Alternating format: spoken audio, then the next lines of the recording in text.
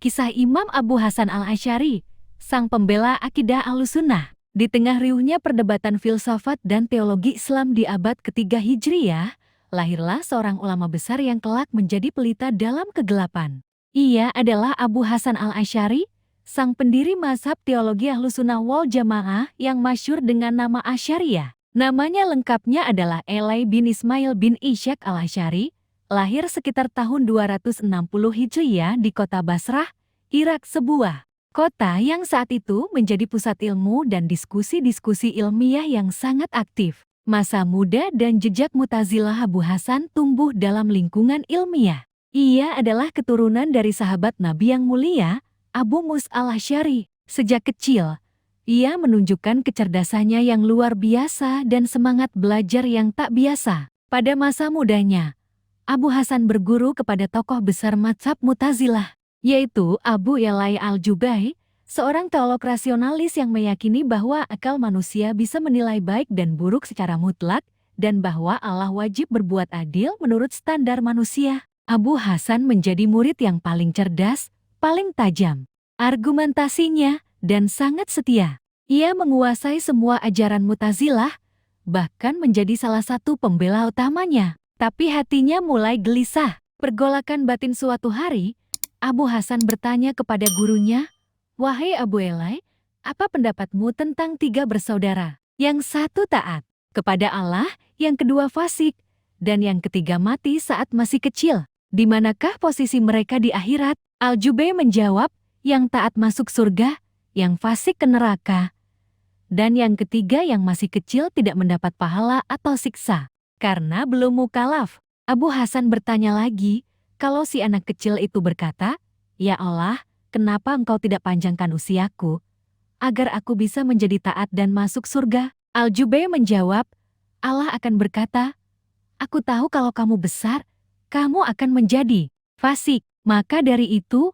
aku wafatkan kamu lebih awal." Lalu Abu Hasan menggugat logika itu, "Kalau begitu, orang yang fasik juga bisa protes, kenapa engkau tidak wafatkan aku sewaktu kecil, agar aku tidak masuk neraka?" Gurunya terdiam. Tak ada jawaban. Di sanalah titik balik itu terjadi. 3 hari di kamar Abu Hasan mengunci diri dalam kamarnya selama 3 hari.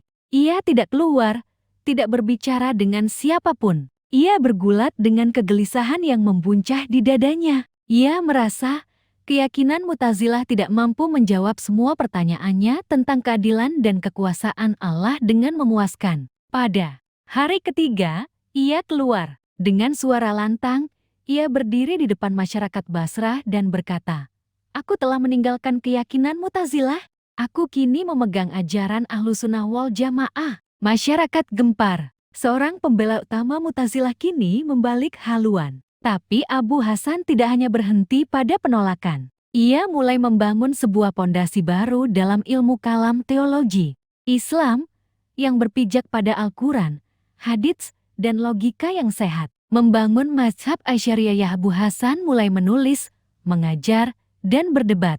Ia menyusun argumen-argumen kuat untuk membela akidah Ahlussunnah dari pengaruh ekstrim rasionalisme Mu'tazilah maupun pemikiran-pemikiran yang menyimpang lainnya. Yang menarik, Abu Hasan tidak anti akal. Ia menggunakan logika secara elegan, tapi tetap menempatkan wahyu di atas segalanya. Dalam pendekatannya, beliau menjelaskan sifat-sifat Allah seperti yang disebutkan dalam Al-Quran tanpa menyerupakannya dengan makhluk dan tanpa menolak makna zahirnya. Ia menulis banyak karya penting, meski sebagian besar hilang ditelan zaman. Di antaranya adalah Al-Ibanah, Makalat al-Islamiyin, dan karya-karya debat yang memperkuat argumen Ahlussunnah dalam menghadapi tantangan teologi saat itu. Abu Hasan bukan hanya teolog, ia juga seorang pejuang intelektual. Ia mengajar dari satu kota ke kota lain, menyebarkan pemahaman yang lurus tentang Tuhan, kenabian, takdir, dan keadilan ilahi. Perjuangan melawan fitnah perjuangan Abu Hasan tidak mudah. Ia menghadapi tekanan,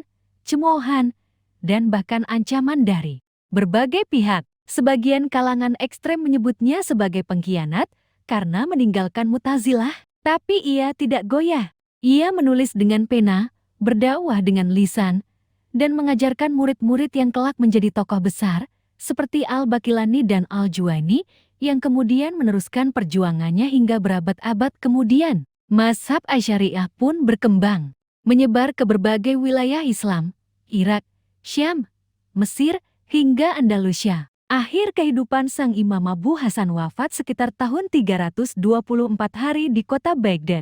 Ia meninggalkan dunia ini dalam keheningan, namun warisannya tetap hidup dalam setiap madrasah Ahlussunnah di seluruh penjuru dunia Islam. Para ulama besar seperti Imam Al-Ghazali, Imam Nawawi, Imam Subki, hingga Imam Sanusi, semuanya mengikuti jejak Asy'ari. Bahkan, mazhab Asy'ariyah menjadi akidah resmi dalam banyak kesultanan Islam, termasuk dinasti Ayyubiyah, Mamluk, dan Utsmaniyah. Warisan yang terus hidup hari ini ketika kita menyebut Ahlussunnah wal Jamaah, dua nama besar akan selalu hadir, Abu Hasan al-Asy'ari dan Abu Mansur al-Maturidi. Dua tokoh ini yang merumuskan teologi Ahlussunnah dalam bentuk yang kokoh dan rasional, tanpa meninggalkan jejak wahyu. Asy'ari mengajarkan bahwa iman bukan sekadar kata di lisan, tapi keyakinan di hati dan amal yang mengikuti.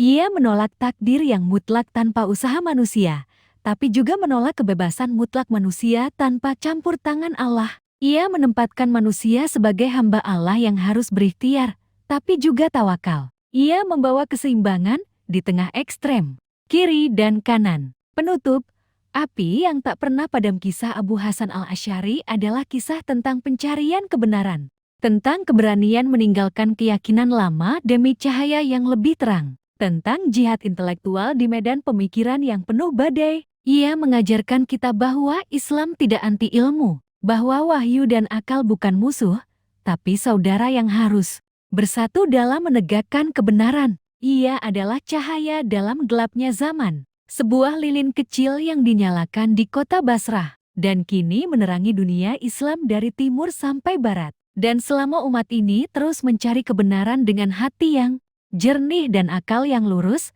nama Abu Hasan al-Asy'ari akan terus hidup, tak tergantikan.